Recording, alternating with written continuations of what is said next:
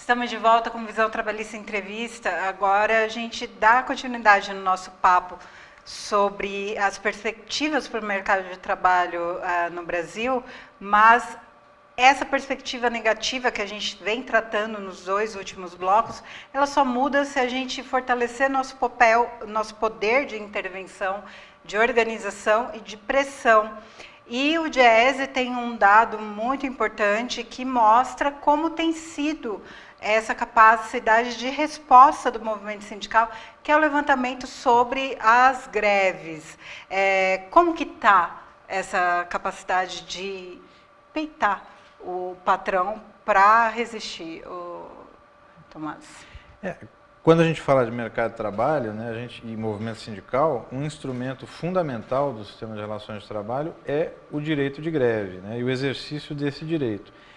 E o movimento sindical voltou, né, a organizar, a mobilizar greves como um instrumento de pressão. Desde 2013 para cá, nós temos tido uma média de 2.000 greves por ano em todo o Brasil, né? Essa é uma pesquisa que o Diese realiza, é a maior série histórica de greves no Brasil, ela remonta lá ao final dos anos 70. E para todo esse período, nós estamos vivendo os anos com maior número de greves ao ano, né? E greves generalizadas no setor privado e no setor público.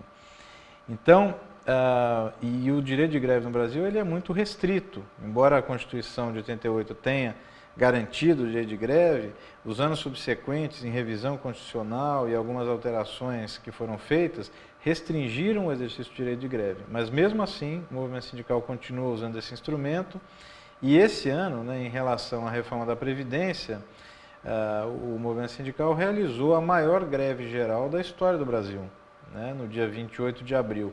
E foi um movimento fundamental, né, para mostrar para a sociedade e principalmente para o governo, para os membros do Congresso, que a reforma trabalhista, tal qual o governo gostaria de ver aprovada, ela não tem adesão da população.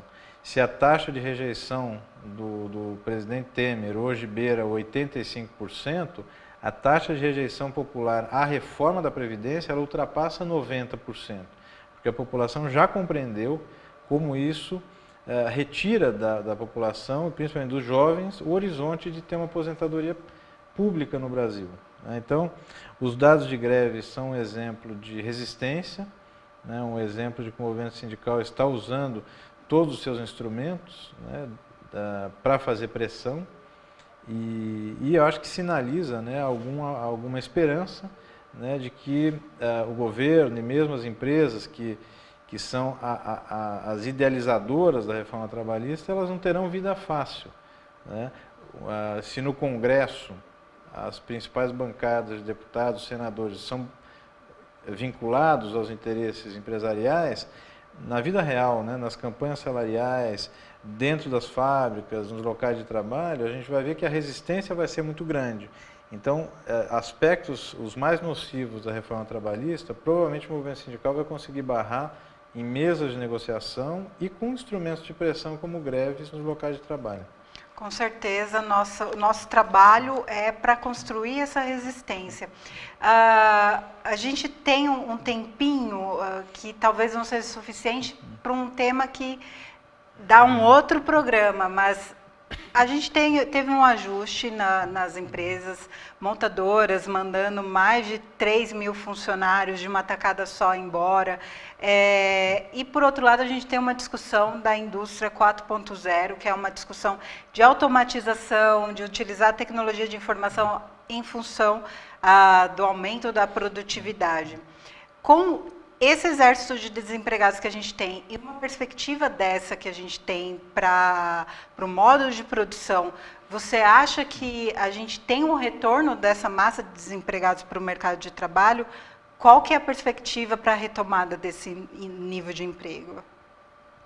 Esse tema que você coloca, chamado Indústria 4.0, né, na verdade é mais uma rodada de reestruturação produtiva, né, e agora não apenas industrial, mas do setor de serviços e também do comércio, né. Você começa a verificar algumas lojas de comércio que têm um restaurante, alguma coisa assim, que você mesmo paga sem ter nenhum tipo de atendente, nenhum um trabalhador fazendo esse recebimento, né? Então, a automação e a estruturação produtiva hoje já não estão mais localizadas somente na indústria, né? E, em geral, esses movimentos, eles significam redução de ocupação e geração de emprego. Todo modelo de desenvolvimento de um país, ele tem que ser disputado na sociedade, né? No nosso caso, o crescimento econômico, ele necessariamente precisa ser inclusivo e gerador de emprego. Se não for dessa forma, né, nós não vamos resolver o problema dos mais de 13 milhões de desempregados, né, mas nós vamos resolver o problema das empresas, né, que, na visão delas, vão ter menos gastos com salários, né, e vão passar a ser empresas que não atuam mais, né, com o uso de trabalhadores, né, vão simplesmente tudo ser mediado por máquinas. Então, além dos nossos problemas, né, estruturais de mercado de trabalho, nós temos essa nova onda de modernização, de reestruturação produtiva, que vem no sentido de poupar emprego. E nós não estamos no momento de poupar emprego, a gente precisa gerar emprego. Então, é um movimento delicado que exigiria, né, da parte do poder público, especialmente o governo federal, uma capacidade, um projeto de desenvolvimento muito mais sofisticado e muito mais comprometido com o Brasil e os brasileiros do que o atual. Então, é bem provável que esse governo patrocine processos de automatização, de reestruturação produtiva que sejam poupadores de trabalho, né? Porque isso acho que, inclusive, atende aos interesses do governo, que não são propriamente os interesses da imensa maioria da população. Então, a gente está no momento de disputar quem que vai ser beneficiado por essas transformações. Exatamente.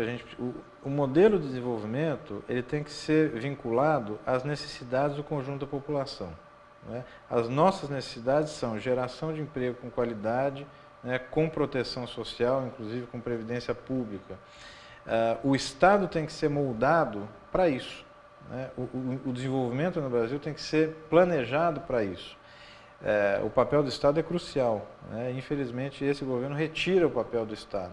Mas talvez, né, como diz aí um rap, a gente tenha sido preciso a gente perder o telhado para voltar a ver estrelas, né? Então, essa situação que parece que tem ameaças de todos os lados, e tem ameaças muito reais, colocou o próprio movimento sindical, né, para se repensar suas formas de atuação, né, e ir para essa disputa na sociedade, né, e é uma disputa difícil, mas sem o movimento sindical, né, a democracia brasileira ela é completamente imperfeita. Com certeza. E a gente te convida e convoca, num certo sentido também, a participar fortalecer as atividades de cobrança e de resistência a toda essa situação que a gente falou nessa edição do nosso programa. Bom, a gente fica por aqui. Obrigada, Tomás, pela sua presença aqui no nosso programa. Certamente a gente vai dar continuidade nesse tema que tem tudo a ver com a nossa vida. Aqui, quem faz esse país, que vive a realidade desse país. A gente encerra por aqui e até a próxima semana.